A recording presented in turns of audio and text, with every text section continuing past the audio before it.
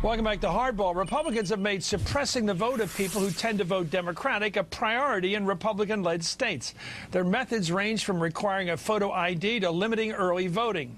In 2013, 33 states introduced legislation to restrict voting, and so far in 2014, 18 states are already considering new laws to suppress the vote. Yet Kentucky Senator Rand Paul, the potential 2016 Republican nominee, is criticizing his own party on this.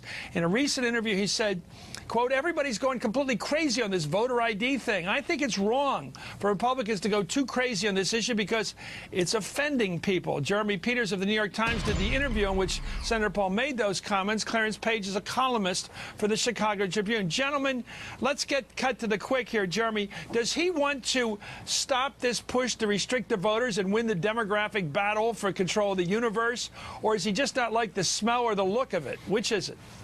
He does not want to stop these laws, and I think that's important to point out here. What he's saying essentially is, let's stop talking about these laws, and that's why he's not getting a whole lot of credit on the left for saying what he did say.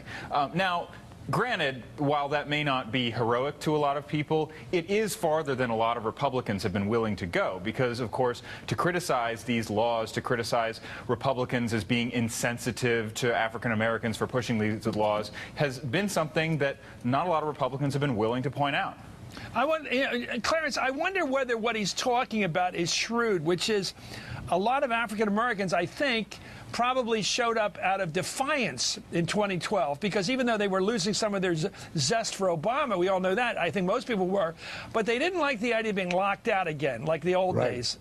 That's right. There was a lot of evidence of this, that there was so much anger among African Americans over the possibility of having their votes suppressed. It made them all that much more excited about going out to vote, remembering Florida in 2000 and remembering numerous other episodes throughout history of voter suppression.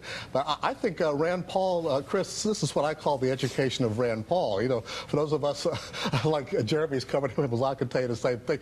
Ever since that Howard University debacle where he went in there lecturing to black folks about black history that he knew less about than his audience did.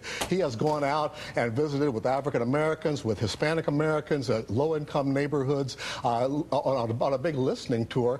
And judging by the nature of his comments, I think he's actually been listening, and he is sensitive to how even if he favors voter ID, he wants to soft pedal it because he knows what a backlash it starts up in the black community. There's a lot of broken field running in here. I wonder which way he's going. Anyway, last month, David Axelrod asked Rand Paul about Republican efforts to restrict voting rights. Here's the answer. There's been a lot of attention paid to all over the country rules to constrict voting rights, asking for ID from voters, birth certificates to register, shorter hours, and so on. Do you think that has sent a negative message to minority communities?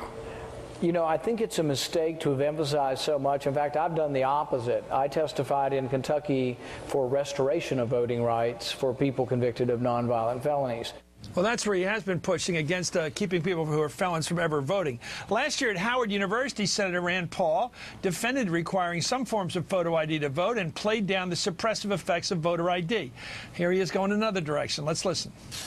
I think if you liken using a driver's license to literacy tests, you demean the horror of what happened in the 40s and 50s, maybe probably from 1910 all the way through 1960s in the South. It was horrific.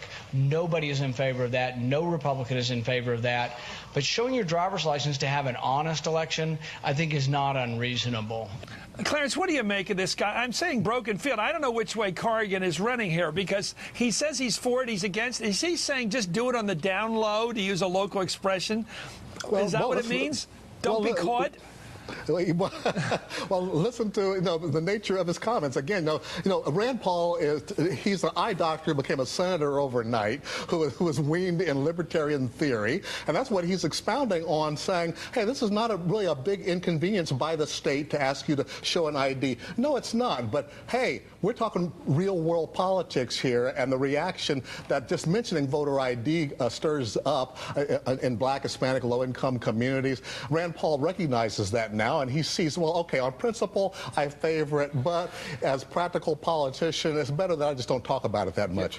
Yeah, I think a lot of us are undocumented when it comes to these issues, because I was told recently that what I thought was my birth certificate from Nazareth Hospital up in Philadelphia is not a birth certificate. There's some other document I didn't even know it's about. Got the footprint. It's got the baby footprint. Yeah, Jeremy, this is. I think any new requirements is going to make it harder for people who don't drive cars, who live in row houses, don't have all this car documentation that drivers have to have. It just automatically inflicts a burden on them. Your last thought here: does he want to screw the voter or not? Well, here's what I would point out. I mean, this whole discussion we're having right now is one of tone, right? So Rand Paul has changed the way that he is speaking to populations that have basically shunned the Republican Party for the last 10 years. And what he's doing that's very different from the other Republican candidates out there is he's going to these populations, African Americans, Hispanics, and he's doing more than just talking to them about being poor.